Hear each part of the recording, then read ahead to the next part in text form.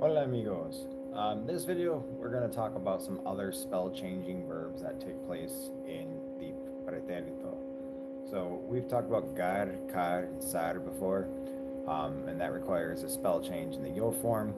And the reason is because we try to be consistent with the way we pronounce our syllables in Spanish. So there are other verbs out there that do the same thing. We're trying to maintain consistency, and there's a group of them. I'm just gonna list them for you. We've got caer and creer, leer. Those are all ER verbs. And then we've got oír, an IR verb. So these words, they all have something in common, and that they're all ER or IR verbs. And make this a little bit bigger. And with these ER and IR verbs, that means we're going to use these endings right here. And with these endings, you'll notice we've got iste, yo, imos, y se which is, that's a normal, regular ending. That's what we use for these verbs that end in those letters. But right here in the third person, we can see we've got double vowels here, double vowel here, double vowel sounds, yo and yeron. So when we have that already, on top of the fact that every one of these stems ends with a vowel sound. So we've got in each of the stems, we have a vowel that ends the stem. So when we add that to these third person endings, it makes a little bit more complicated pronunciation, a little more complicated sound. So what the rule is in Spanish for this is that we are going to replace the I of the third person endings with a Y. So we would think in the third person that caer, por ejemplo, caer, we're going to drop that ER. Here's our stem, we got the A sound, and then we're going to add an E sound and an O sound. And that pronunciation can get a little bit difficult, a little bit mumbled. So what we do to fix that is we replace, and this is a replacement, replacing the I with a Y, and there's our third person singular conjugation, gallo. And similar problems we'll have with the plural form in the third person, in that we've got kai, we got C-A-I-E, three vowel sounds in a row there that don't blend together very well. So we do the same thing here. We're replacing the I with the Y. So it's still very similar process. You still are going to use these endings, except one little thing is that the I of the ending in the third person, singular and plural, turns into a Y with caer. The same thing would be true with creer. We replace the stems here. We got CRE, that's what the stem is right there. And then leer, LE is the stem, get rid of the ER, and it's the same deal. Got LE as the stem, and then instead of IO accent, we have YO accent.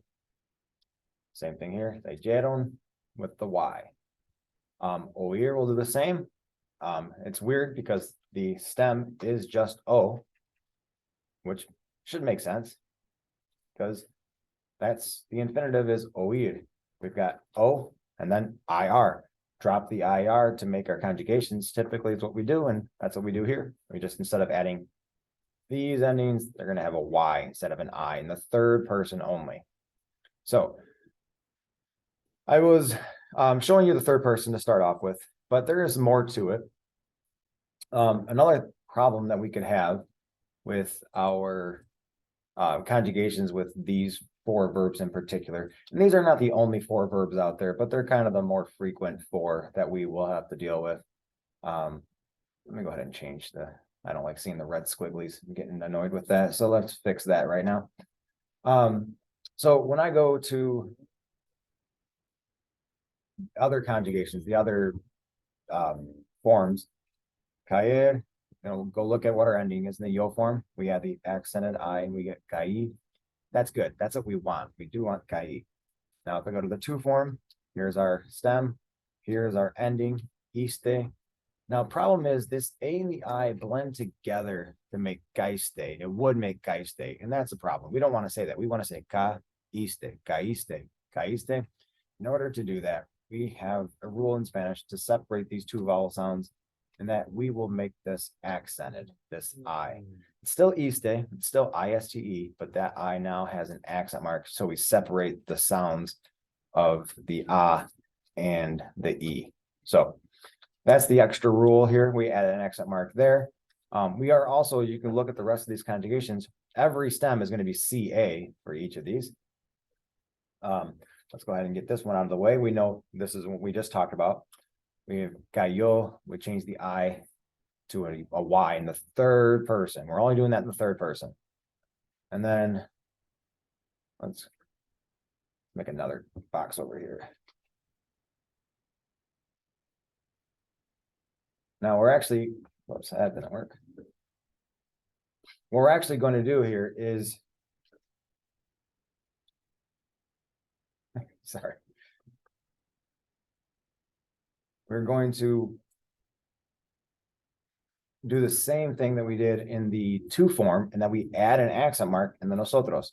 You would think we should just add imos, but we would have that same problem. The reason we changed it in the to form is the same reason we have to change it here in the nosotros form to an accented I. And same thing that happens here in vosotros. And also, if you want to remember our other rule about when you conjugate in vosotros, it's whatever the to form is, which is what you see right now, and we add is. And of course, we already know this should be ieron, but we replace the I with a Y in the third person.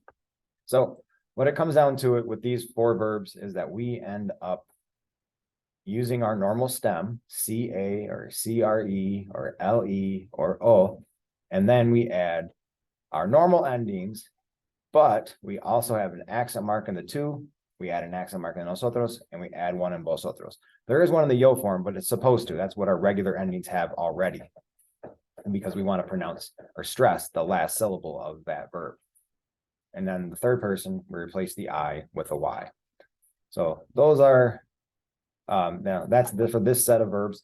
Let me go and show you some of these verbs. I'm going to show you them all actually conjugated all the way out. We could ignore the weird verbs right there for a moment. So here you already saw. Let me fix that back to where it was.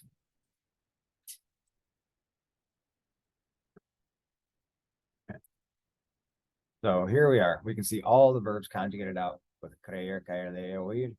Here's leer. We see I have it highlighted in red text as what's different. And again, the only thing that's really different about this right here is that it is an accent mark. It normally is an I already, but now it has an accent mark. Same thing here, same thing here. And then the third person, we replace the I with a Y. And that same pattern repeats for all the other verbs. And you can see here, all of them conjugated out.